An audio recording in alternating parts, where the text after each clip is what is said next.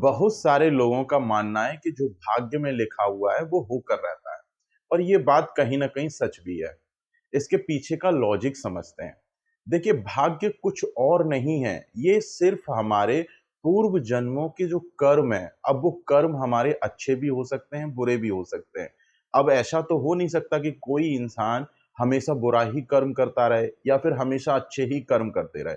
तो जो भी हमने पिछले जन्म में अच्छे बुरे कर्म किए हैं, उसी के बेसिस पर हमारा भाग्य का डिसीजन हो जाता है। उसी के बेसिस पर हमारा नेक्स्ट बर्थ डिसाइड हो जाता है कि हमें किस नक्षत्र में पैदा होना है, कहाँ पर पैदा होना है और किस डेट में पैदा होना है। उसी के बेसिस पर हमारी कुंडली ड्रॉ हो जाती है। वही कुंडली आपके पूर्व जन्मों के कर्मों के बेस्ड पर बनी हुई है।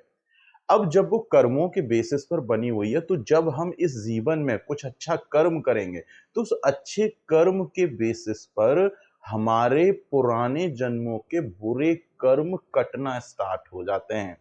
तो जो चीजें पुराने जब कर्म हमारी चीजें जब कटने लगेंगी और उसी के बेसिस पे हमारा भाग्य बना हुआ है, तो जब हम इस जीवन में कुछ अच्छा कर्म कर रहे हैं, तो वो अच्छा कर्म हमारे पुराने जन्मों के बुरे कर्मों को काटना स्टार्ट कर देता है, निष्क्रिय करना स्टार्ट कर देता है। तो उसकी वजह से क्या होगा कि जो पहले से भाग्य जो डिसाइडेड था, उन अच्छे और बुरे कर्मों की वजह से अब वो भाग्य बदलना स्टार्ट हो जाएगा। क्योंकि आपने इस जीवन में कुछ अच्छा कर्म किया है, किसी की हेल्प की है, किसी की मदद की है, किसी असहाय की आपने बिना किसी लालच के मदद की है।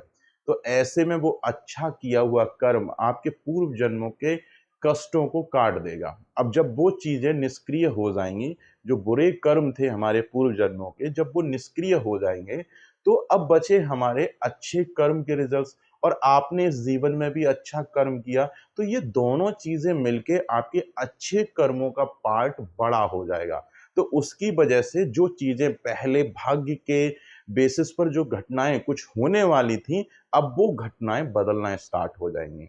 जो पहले जितनी तकलीफें थी, अब वो तकलीफों में कमी आना स्टार्ट हो जाएगी। क्योंकि कहीं ना कहीं आपके इस जीवन के अच्छे कर्म उन पुराने जीवन के बुरे कर्मों को काट रही हैं। तो इस बेसिस पर देखा जाए, तो भाग्य परमानेंट नहीं है, ये भाग्य बदलता है। और ये भाग्य बदलता इसीलिए है क्योंकि आपका इस जीवन में कर्म जुड़ा हुआ है। इसीलिए कृष्ण भगवान ने गीता में कर्म को बहुत ज्यादा इंपॉर्टेंस दी है। और इसी कर्म के बेसिस पर हमारे पूर्व जन्मों के कष्टों का नाश होता है। देखिए, अच्छे कर्म बहुत सारे तरीके के होते हैं। एक तो हम यदि भगवान की पूजा करते हैं, किसी मंत्र का जाप करते हैं, अपने बड़ों का आदर करते हैं, हमारे जीवन में जो भी जितने भी रिश्ते हैं, हम उन रिश्तों की कदर करते हैं, रिस्पेक्ट करते हैं, अपने मन से किसी का बुरा नहीं सोचते हैं, तो ये सब भी आपका एक अच्छे कर्म का पार्ट आ जाता है। अब ऐसे में क्या होता है कि हम चार लोगों की बुराइयां कर रहे हैं, कभी पत्नी की बुराई कर रहे हैं, कभी अपने टीचर की बुराई कर रहे हैं, तो ये आपका बुरे कर्म का पार्ट बन जाएगा। क्योंकि आप कहीं ना कहीं आप दूसरे के बारे में गलत कह रहे हैं, दूसरे की निंदा कर रहे हैं, तो उसकी वजह से भी वो आपका कर्म का पार्ट बन जाएगा। और ऐसे में जो लोग गरीबों की बहुत सारी मदद करते हैं, दान पुण्य करते हैं, भले ही वो दान आपने अपने रेमेडीज पॉइंट ऑफ व्यू से किया है, लेकिन दान तो दान है, वो एक अच्छा कर्म है। जैसे बहुत सारे लोग कहते हैं कि ये उपाय कुछ नहीं काम करेंगे, आप दान कर रहे हो, अपने मतलब के लिए दान कर रहे हो, वैसे तो कभी दान नहीं करोगे। वो इंसान चाहे अपने मतलब के लिए ही क्यों ना दान करे, लेकिन किया तो है ना दान, है तो उसका ये अच्छा कर्म। उसके लालच की वजह से कहीं ना कहीं जिस इंसान को उसने दान दिया है, वो दान की वजह से या जो भी क्वांटिटी उसको दी है उसकी वजह से उसका दुख में कमी आ जाएगी, वो सुखी होना स्टार्ट हो जाएगा। और जो उसके अंदर जो आत्मा है, जो भगवान का जो अंश है, उसकी ब्लेसिंग्स कहीं ना कहीं आपको मिलेंगी। और वो सारी चीजें आपको कहीं ना कहीं आपके बुरे कर्मों को काटने में बड़ी हेल्प करेंगी।